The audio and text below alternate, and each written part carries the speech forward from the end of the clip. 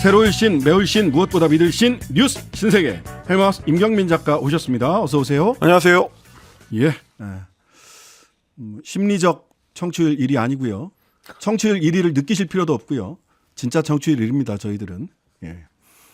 자, G7 정상회의 총평부터 들어가 보도록 하겠습니다. 윤석열 대통령 어제까지 G7 히로시마 정상회의에 참석을 했습니다. 기시다 일본 총리 그리고 볼로디미르 젤렌스키 우크라이나 대통령을 비롯해서 총 9개 국가와 양자회담을 진행을 했고요. 특히 이제 한미일 정상 간의 공식 회담은 불발이 됐지만 일단 새 정상이 모이는 그림은 맞춰졌습니다. 이번에 제일 주목을 많이 받은 것 중에 하나가 윤석열 대통령하고 기시다 총리가 한인 원폭 희생자 위령비를 함께 참배한 그 장면이었는데, 히로시마 평화기념공원 내에 있는 한인 원폭 희생자 위령비에 일본 정상이 참배한 것도 오부치 게이조 전 일본 총리 이후로 24년 만이고요. 그리고 한일 정상이 함께 참배한 거는 이번이 역사상 처음입니다. 그리고 이어서 이제 35분간 한일 정상회담을 진행을 했습니다. 윤 대통령은 정상회담 자리에서 기시다 총리의 지난 방한 당시의 발언을 언급을 했습니다. 강제징용 피해자들이 가혹한 환경에서 고통스럽고 슬픈 경험을 한 거를 가슴 아프게 생각한다라고 말했던 기시다 총리의 발언은 우리 대한민국 국민들에게 큰 반향을 불러일으켰다라고 평가를 했는데, 다시 한번 확인해드리자면 기시다 총리는 그 당시에 가슴 아프게 생각하는 대상으로 강제징용 피해자들이라고 특정한 적은 없었습니다. 기자들이 몇 차례 물어봤는데도 답변하지 않았죠. 그렇습니다. 언급 대상이 누군지를 정확하게 확정하지는 않았었다라는 점을 다시 한번 환기시켜 드리고요. 그리고 어제 오후에는 한미일 정상들의 이제 만남이 있었습니다. 우리 정부에서 브리핑할 때 이걸 회담이라고 표현하던데 2분 정도였기 때문에 이제 회담이라고 표현하는 거가 적절하냐 좀 논란이 있습니다. 우리 대통령실 설명에 따르면 3국 간의 공조를 새로운 수준으로 발전시켜 나가기로 했고, 북한 미사일 경보 정보의 실시간 공유 같은 안보 협력하기로 했고, 인도태평양 전략에 관한 공조를 강화하고 경제 안보 강화해 나가고, 태평양 도서 국가들에 대한 관여 이런 것들을 다양하게 논의를 했다. 이 구체적인 협력을 심화해 나가겠다라고 뜻을 모았다고 하는데, 제가 좀 읽어드리는 이거를 그냥 읽기만 해도 2분이 넘어갈 것 같아서, 세 사람이고 중간에 통역도 있죠. 있기 때문에 실제적으로 이런 대화가 정상들 사이에 이루어졌을 것 같지는 않고요. 다만 외교 당국들 사이에 사전 조율 과정에서 이런 논의가 오갔을 가능성을 얘기하는 걸로 보입니다. 예, 이거는 우리 목요일 날 나오시는 랩진봉 최진봉 교수님도 이 시간 동안에는 이 얘기 다 하시기 어려웠고요. 근데 저는 지금 임 작가님 말씀하신 대로 사전에 외교 당국 간에 합의할 수 있어요. 외교 당국 간에 사전 미팅 전에 만남 전에 3국 정상 사전 만남 전에 이런 합의가 있었고, 그런 합의가 있었음을 3국 정상은 만나서 확인하고 서로 기분 좋게 헤어졌다. 그냥 이렇게 하셔도 되거든요. 그렇죠. 그러면은 국민들한테 이런 게 랩진봉이야 랩이야 이런 식의 밈으로 회자되거나 이렇지 않고 그냥 성과를 있는 대로 평가를 받으실 텐데, 굳이 안 해도 될 말씀을 하셔가지고 왜 이런 구설을 자꾸 스스로 만드는지 좀 납득하기 어렵다. 여기에다가 심리적 쥐팔까지 나와버렸잖아요. 그렇습니다. 지금 이제 우리 청취자 강아지풀님께서도 비슷한 말씀해 주셨는데, 심리적으로 생각하세요. 200분 같은 2분일 수 있습니다. 라는 건데, 말씀하신 그 대목 심리적 쥐팔이라는 발언을 국민의힘의 김민수 대변인이 논평을 통해서 직접 얘기를 했습니다. 이게 이제 우리가 이번에 G8으로 이제 포함되는, 그러니까 G7을 확대 개편하는 과정에 대한 논의가 있을 수도 있다라는 얘기를 우리 당국자들이 했었기 때문에 기대가 좀 있었던 건데, 여기에 대해서 김민수 국민의힘 대변인이 직접 논평을 했습니다. 들어보시죠. 대한민국은 심리적 G8 국가 반열에 올랐습니다. 대한민국이 글로벌 룰 메이커, 글로벌 중추 국가로 우뚝 섬으로써 동포들의 든든한 조국이 될 것을 다짐하며, 자, 느낌적 핵 공유. 지난번 이제 한미 정상회담 이후에 나왔던 김태호 안보실 1차장의 발언이었고요. 사실상 오염수 검증. 이번에 이제 실무단이 후쿠시마를 방문하는 걸 두고 여당에서 나오는 얘기가 사실상 검증이었습니다. 이거의 연장에서 이제 심리적 G8까지 나오는 거냐라는 얘기가 나올 수밖에 없는 상황이고요. 그러니까 솔직히 말씀을 드리자면 이번 G7 정상회담의 주인공은 우리가 아니었기 때문에 우리가 이제 그런 얘기를 못했다고 하더라도 그 자체가 흠이 될 수는 없는데, 굳이 무리한 평가를 하다가 말씀하신 것처럼 인터넷에 밈이 되는 거를 반복할 필요가 있었나라는 생각이 들고요. 민주당은 여기에 대해서 퍼주기 외교를 넘어서 들러리 외교에 그쳤다라고 비판을 했고 다자 외교 무대에서 한국은 존재감을 부각하기는커녕 오히려 엑스트라로 전락하고 말았다 이런 좀 혹독한 평가를 내리기도 했습니다. 네. 뭐 이번 그 외교에서 최종 승자는 기시다와 젤렌스키다 이런 평가들이 나오고 있는 거죠. 국제사회의 대체적인 평가는 그렇게 모아지는 것 같습니다. 일단 젤렌스키 우크라이나 대통령 어제 전격적으로 히로시마를 찾았고요. 우리 대통령하고도 회담을 가졌습니다. 어제 윤 대통령 같은 경우는 지뢰 제거 장비라든지 긴급 후송 차량 같은 우크라이나가 필요로 하는 비살상 관련 물품을 신속히 지원할 수 있도록 노력하겠다라고 했고 우리 정부 당국도 이제 곧바로 이제 후속 조치에 착수한 상황입니다. 그리고 회의에 참석한 대부분의 국가 정상하고 젤렌스키 대통령이 만났습니다. 그러니까 뭐 형식은 G7이었는데 사실 젤렌스키를 위한 무대가 아니었느냐라는 얘기가 나올 수밖에 없는 게 일단 그동안 우크라이나 쪽에서 국제사회를 향해서 계속 요청했던 게 최신형 전투기를 좀 지원해달라라는 거였습니다. 특히 이제 미국을 비롯한 유럽 국가들이 보유하고 있는 F-16 전투기 지원에 대해서 목을 매왔는데 이번에 그 어떤 기초 조치가 취해지게 됐습니다. 미국의 바이든 대통령 쪽에서 F-16 전투기를 운영할 수 있도록 우크라이나 조종사 전투 비행단을 이제 훈련시키는 조치를 시행하겠다라고 밝혔기 때문에 이 중요한 진전 덕분에 유럽 국가에서의 F-16 전투기 지원이 이루어질 수 있을 걸로 보이고요. 탄약과 장갑차를 비롯한 소위 군사 패키지에 대한 지원 약속도 받아냈습니다. 그리고 또 하나 추가로 이제 주목해 볼 만한 지점이 인도의 모디 총리하고 젤렌스키 대통령이 정상회담을 가진 겁니다. 그동안 인도 같은 경우는 제3지대에 머물고 있었고 러시아로부터 이제 싼 원유를 수입해 드리는 등 이제 일종의 중간자적인 역할을 해왔는데 이번에 젤렌스키 대통령하고 이제 회담을 함으로써 젤렌스키가 외교 전선에서 대승을 거뒀다. AFP 통신의 이제 평가처럼 이런 어떤 그 외교적 평가가 나오고 있는 상황입니다. 그리고 중국을 비롯해서 국제 무대에서는 결국 이번 G7 정상회의 최종 승자는 기시다 총리다라는 평가가 나옵니다. 미국, 영국, 프랑스 같은 핵보유국 정상들을 자국으로 불러다가 히로시마 평화공원에 데려가서 핵 군축에 초점을 맞춘 히로시마 비전을 발표하도록 했고요. 그리고 각 정상들 7명이 동시에 이 히로시마 그 평화공원에서 이제 참배하는 장면까지 연출을 했습니다. 이렇게 되면 그동안 태평양 전쟁에 대한 가해자였던 일본이 핵 피폭을 받은 피해자 국가로 위치를 바꾸고 새로운 평화 비전을 제시하는 비전 제시자로서의 역할까지 담당하게 되는 거 아니냐 이런 얘기가 나오고 있고요. 그거에 힘입어서 기시다 내각의 지지율이 급등하는 양상을 보이고 있습니다. 오늘 마이니치 신문의 여론조사가 발표가 됐는데 내각 지지율 45%를 기록했습니다. 지난달 15일에서 16일에 걸쳐서 있었던 조사에 비하면 9%포인트가 상승한 급등 추세입니다.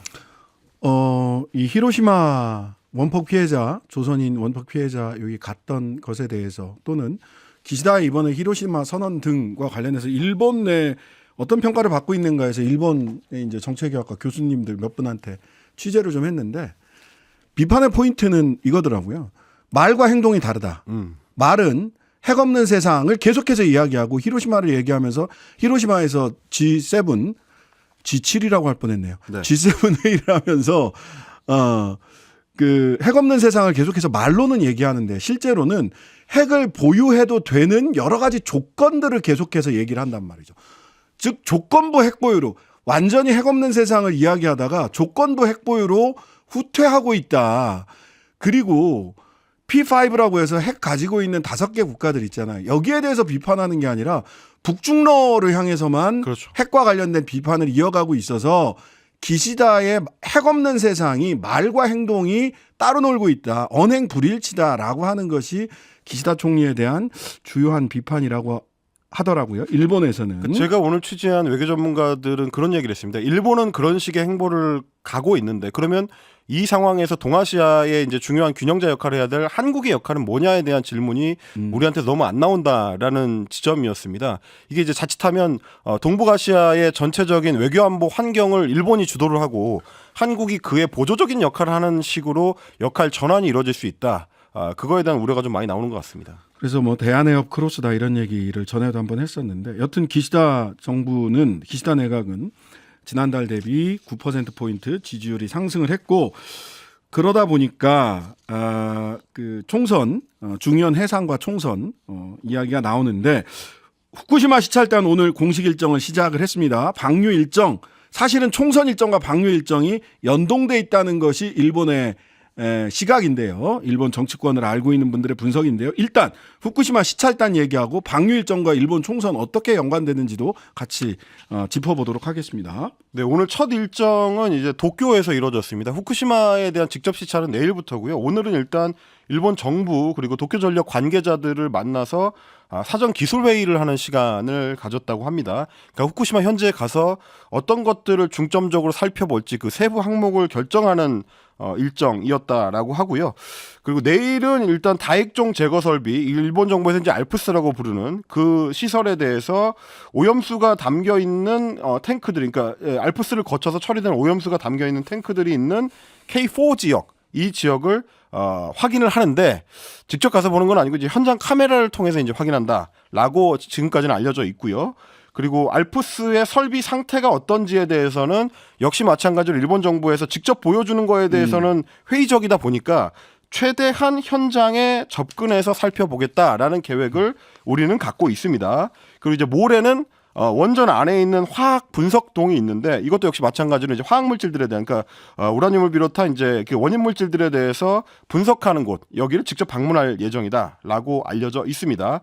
실제 디테일한 내용에 대해서는 아마 이제 오늘 저녁쯤 돼야 브리핑 결과가 나올 걸로 보입니다. 아니, 그러니까 일정도 합의하지 않고 일단 갔어요. 왜 그랬을까? 뭐가 그렇게 급할까? 국민들은 그런 질문을 하게 되죠. 일정 합의가 안 되고 우리가 볼 수 있는 걸 제대로 못 본다. 그럼 우리 안 가. 그렇죠. 이렇게 얘기를 하고 협상을 했어야 되는데 일정도 협의 안 해놓고 뭘 볼지도 모르는 사이에 뭘 볼지도 확정되지 않았는데 일단 갔어요. 갈 때도 문제였죠. 출국 일정 있어서 기자들 갔는데 그렇습니다. 그 유 단장님만 보이고 다른 분들은 다른 비행편으로 그냥 가셨다면서요. 어떤 부분을 살펴볼지는 확정이 안 됐는데 뭘 하면 안 되는지는 확정이 된 상태로 갔습니다. 일단 우리가 가져갈 자체 검사 장비 일체 가져가지 않는 걸로 결정이 됐고요. 그렇죠. 그리고 오염수 같은 이제 현장 시료 채취를 하지 않는다는 점 결정이 됐고 민간 전문가도 시찰단에 참여하는 게 이제 배제가 된 상태입니다. 말씀하신 것처럼 방이라는 시찰단의 이제 세부 명단을 아예 이제 비공개로 한 상태고 유국희 시찰 단장만 지금 노출이 되어 있는 상태입니다. 그래서 공항에 이제 기자들이 미리 나가서 어떤 사람들이 이제 시찰단에 포함됐는지를 살펴보려고 했는데 애초에 좀 일정 고지를 좀 다르게 해가지고 유국희 단장만 취재가 가능하고 다른 시찰 단원들은 이미 입국장을 빠져나간 상태였다라는 게 이제 기자들의 전언이었습니다. 어제 출국을 할 때 유국희 단장이 이제 강조했던 포인트는 우리 국민을 안심시키는 것이었는데요. 어떤 얘기를 했는지 직접 들어보시겠습니다. 과학적인 접근을 통해서 정말 상세하게 우리가 본 것이 무엇인지 그리고 앞으로 추가로 확인해야 될 것이 무엇인지 이런 부분들을 충분하게 설명을 좀 드리게 되면 국민분들도 많이 신뢰를 하지 않을까. 뭘 신뢰하라는 거예요? 그러니까 일본 정부의 조치를 신뢰하라는 것처럼 들리기 때문에 지금 논란이 있는 건데요. 이거는 사실상 일본의 오염수 방류를 기정사실화하고 되려 우리 국민을 우리 시찰단이 역으로 설득하려고 하는 거 아니냐. 이 전제 자체가 잘못된 활동 아니냐라는 지적이 나옵니다. 애초에 우리 정부와 여당 같은 경우는 일본의 방류를 막을 생각에는 계획이 없고 결국 이 국내 정치의 정치적 후과를 최소화하는 쪽에 초점을 맞추는 거 아니냐라는 얘기고요. 여당의 우리 바다 지키기 검증 TF 저희도 이제 방송을 통해서 여러 번 소개를 해드렸는데 그 위원장을 맡고 있는 성일종 의원이 이런 정부 여당의 입장을 보여주는 상황입니다. 어제 페이스북에 글을 썼는데 이렇게 얘기를 했습니다. 아무리 깨끗한 물이어도 재활용한 물이거나 조금이라도 정서상 꺼려지는 물이면 마시지 않는다. 하수 처리수와 공업용 폐수 처리수를 마시거나 수영장 물로 재활용하지 않고 방류하는 것과 같은 이유다라고 얘기를 하면서 그러니까 후쿠시마 물도 위험하지는 않지만 사람이 마시거나 수영장 물로 쓰지 않는 이유는 바로 이런 그런 심리적인 이유 때문이다. 라는 식의 주장을 한 겁니다. 이게 일본의 후쿠시마 현해 지역구를 두고 있는 국회의원이라면 이렇게 얘기할 수 있겠습니다만 지금 우리 바다 지키기 검증 TF의 위원장이다 보니까 이게 과연 우리 국민들을 향한 목소리가 될 수 있느냐 이런 비판적 얘기가 나오는 겁니다. 아니 뭐 재활용한 물이거나 조금이라도 정서상 꺼려지는 물 마시지 않죠. 근데 그러니까 니네 집에서 처리하시라라는 게 국민들의 얘기예요. 그렇죠. 그걸 왜 남의 집 앞마당에다 버리려고 하는데 그렇게 깨끗하고 정서적으로만 문제면 일본 국민들, 일본 정치권이 일본 국민들 설득해서 그 집에서 처리하게 하세요. 일본 안에서. 근데 그거를 태평양에 버리고 뭐 이렇게 하다 보니까 심해 저류로는 몇 달 만에 우리 바다에 오고 또 태평양을 한 바퀴 돌아도 몇 년 안에 우리 바다에 오니까 문제죠. 그리고 이제 처리수 깨끗하기 때문에 10리터라도 마실 수 있다라고 했었던 영국의 앨리슨 교수를 초대한 것 자체가 성일종 위원이 맡고 있는 우리 바다 지키기 검증 TF입니다. 이 점을 좀 지적을 드리고 싶고요. 네. 민주당은 이후에 오염수 정부 시찰단의 국회 출석을 추진하겠다라고 밝혔습니다. 시찰단으로부터 이제 시찰 결과를 보고받아서 국민들이 궁금해하는 부분이 있다면 엄정하게 살펴보겠다라는 점을 강조를 했습니다. 자, 박민식 국가보훈처 장관 초대 장관 후보자죠. 오늘 인사청문회 진행됐습니다. 그렇습니다. 열리기는 했는데요. 일단 기존 기관장임에도 불구하고 이게 뭐 국가보훈처장을 맡고 있었기 때문에 사실상 연장선상에 있다고 볼 수 있는데 그럼에도 불구하고 인사청문회를 하는 것과 아닌 것의 차이가 얼마나 큰가를 실감할 수 있는 하루가 아니었나 싶습니다. 네. 오늘 좀 크게 문제가 된 게 두 가지인데 하나는 국회의원 임기 중에 변호사로 활동했었던 문제 그리고 다른 하나는 내년 총선에 출마할 거냐 하는 문제입니다. 국회의원 임기 중에 사건 수임했던 거는 이제 18대에서 19대에 걸쳐서 한나라당 국회의원을 박 후보자가 경험을 했는데 그 당시에 국회의원 신분으로 법무법인 하늘이라는 거를 이제 만들었어요? 다른 후배들하고 설립을 해가지고 사건 16건을 수임을 했다. 그리고 그 박 후보자의 이름이 변호인으로서 판결문에 적시가 돼 있었다라는 부분을 지적을 한 겁니다. 그거에 대해서 이제 박 후보 측에서는 그 당시에 다수 소속 변호사가 있다 보니까 이름을 올리는 게 그냥 관행이었다. 단순한 행정착오다. 이렇게 처음에 해명을 했는데 착오가 16번 반복되면 그걸 착오라고 얘기할 수 있는지 이 질문에 답하셔야죠. 그렇죠. 박용진 민주당 의원도 2년 동안 착오가 계속될 수 있느냐 이 부분을 지적을 했고요. 습관성 착오. 그렇습니다. 그리고 이제 2012년 10월에 국회의원이었던 박민식 후보자가 국정감사에서 법무법인 부산의 대표 변호사를 야단친 장면이 또 화제가 됐습니다. 오늘 박용진 의원이 직접 이제 그 장면을 플레이하기도 했는데 그때 이렇게 사건에다 그냥 특정 변호사를 올리는 게 어떻게 관행이냐?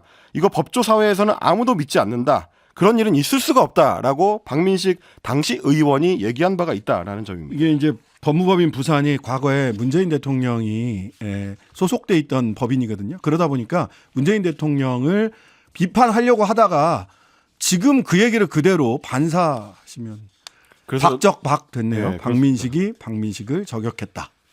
그리고 이제 국회의원 시절에 소위 이제 그 전관 예우 논란이 그래서 연장선상에 있는 건데요. 2006년 9월에 검사를 사직하고 곧바로 법률사무소를 열어서 1년 4개월 동안 소득세만 7억 4천만 원을 낼 정도로 그렇게 계산을 하면 역으로는 한 50억 원 정도의 사건을 수임했던 얘기가 되기 때문에 이 부분을 지적하는 목소리도 있었습니다. 전관 예우라는 말은 사실은 적절치 않죠. 이게 만약 비리가 있었다면 전관 범죄죠. 그리고 이제 또 한 가지 6개월짜리 장관이 될 생각이냐라는 지적이 있었습니다. 윤영덕 민주당 의원이 6번에 걸쳐서 다양한 방식으로 내년 총선에 출마하느냐라고 질문을 했는데 여기에 대해서는 직접적인 답변을 피했습니다. 정치적인 거를 제가 생각해 볼 겨를이 없었다라는 답변을 했는데 만약에 내년 총선에 출마를 하게 된다면 90일 전에 공무원직을 사퇴를 해야 되기 때문에 이렇게 되면 초대 보훈부 장관이 6개월밖에 직을 수행하지 않는 셈이 된다. 6개월짜리 장관을 하기 위해서 그러니까 자신의 어떤 커리어를 위해서 초대 보훈부 장관직을 희생하려는 거냐라는 지적을 윤영덕 의원이 했고요. 민주당 소속의 백혜련 정무위원장도 초대 보훈부 장관이 총선을 위해 거쳐가는 자리가 돼서는 안 된다라고 또 비판하기도 했습니다. 네. 이승만 씨에 대해서는 에 대한 자신의 평가, 국부고 독립유공자로서 기념관 세워야 되고 이런 거는 본인의 정치적 소신이다. 또 이렇게 밝히기도 했습니다. 최근에 안철수 의원은 지역구 분당 행사 열심히 챙기고 계신다는 얘기도. 박민식 후보가 이제 작년에 지역구로 점 찍었던 지역이다 보니까 최근에 지역 행사를 부쩍 늘린 모습인데 제가 좀 확인을 해봤더니 페이스북을 통해서 1일 1지역 행사를 하고 있더라고요. 작년만 하더라도 이렇게 열심히 지역 행사를 하지는 않았던 걸로 확인이 되기 때문에 굉장히 좀 긴장하고 있는 걸로 보입니다. 네, 뉴스 신세계 지금까지 헬마우스 임경빈 작가였습니다. 감사합니다. 고맙습니다. 하루 종일 기다려지는 진짜 시사. 평일 저녁 6시 5분 신장식의 뉴스 하이킥.